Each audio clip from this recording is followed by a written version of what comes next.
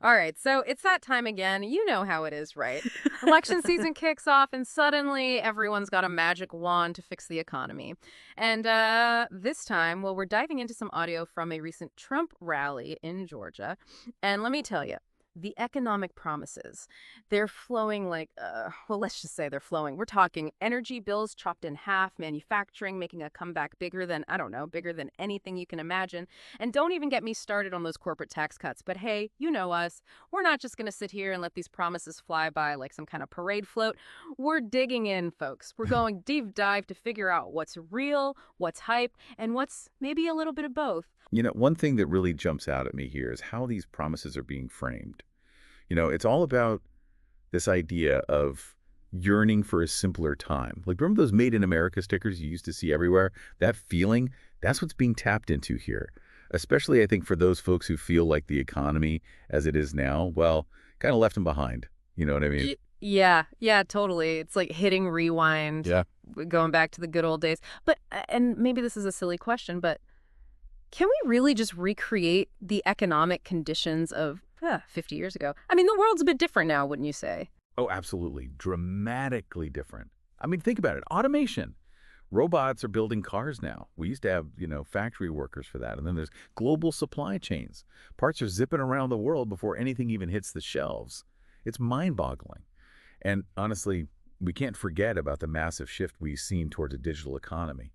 Trying to just recreate the manufacturing scene from the 70s is, well, it's like trying to fit a square peg in a round hole. Oh, okay. So maybe rewinding the clock isn't the answer. Makes sense. But what about these corporate tax cuts he keeps talking about? A 15% rate sounds pretty nice if you're a CEO somewhere, right? But the real question is, does that benefit trickle down to everyone else? The folks who aren't flying around in private jets. Ah, yes. The trickle-down theory, the classic economic debate.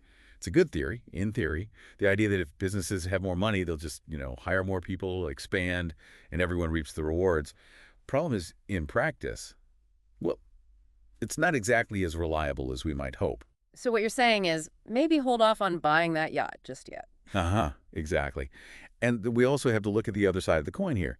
If corporate taxes go down, where does that leave government revenue? We're talking about potentially billions less for things like education, infrastructure, you name it, might even affect your local library. And suddenly that 15% doesn't sound quite as appealing, does it? Right, right. Big promises, sure. But maybe some big trade-offs to consider, too. And this is where things get even more interesting. The article, you see, it points out how Trump's tying all of these economic policies, to immigration. He's practically saying, look, they're the reason your grocery bill is so high. Yeah, it's definitely a recurring theme with him. And it's effective. It gets people fired up. Question is, how much of it actually holds up when you look at the data? Right, because we can't just ignore the facts, even if they don't fit neatly into a soundbite, can we? And it's not just like empty shelves, right? It goes beyond the grocery store. This blame, it's connected to the whole economy, like the whole thing. The article mentioned some folks at the rally were, nodding along with this, convinced immigrants are behind it all, like their anxieties about the economy. One guy even said something like, our jobs are gone because they're taking them. Yeah, that's a classic example. Finding someone to blame when things get complicated. It's always easier to point a finger than to really understand what's going on. Globalization, automation, all that.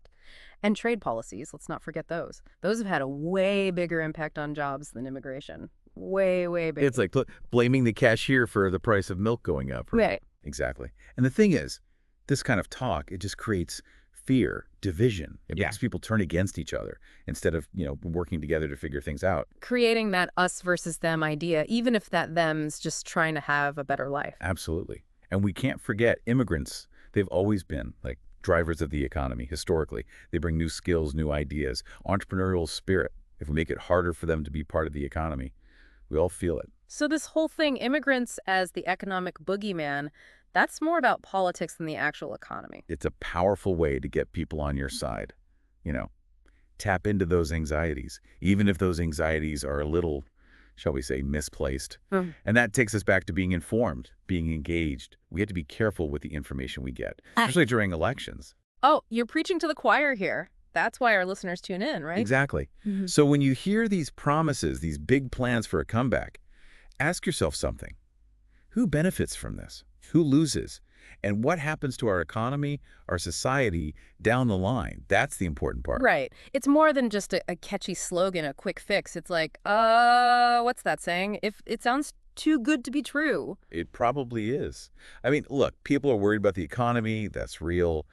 But the solutions, they're never easy. Not as simple as, slapping on a tariff here or a tax cut there, huh? Exactly. We got to go deeper than that. Don't just take these campaign stories at face value. Do some digging.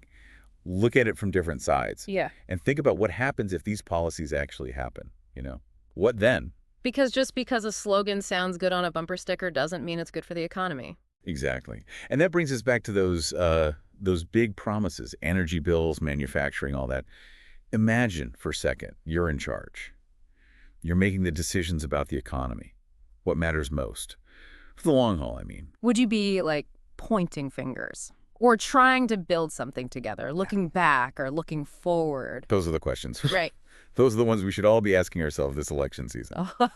So to wrap things up, remember, folks, listen to the promises, sure, but look closer. What's the message? And most importantly, make up your own mind. Because the economy, well, it's a little more complicated than a campaign speech, that's for sure. Keep asking those tough questions, everybody.